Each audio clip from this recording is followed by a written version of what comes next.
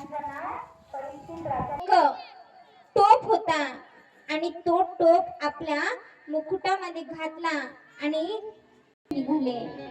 निघाल्यानंतर आता तो आणि तिने आणलेला टोप होता. समोर जात असताना अरण्यामध्ये जात असताना समोर एक गाय दिसली, एक बैल दिसला. तो 3 पायाने लंगडा होता, एकच पाय नव्हती, शांती नव्हती, क्षमा नव्हतं, फक्त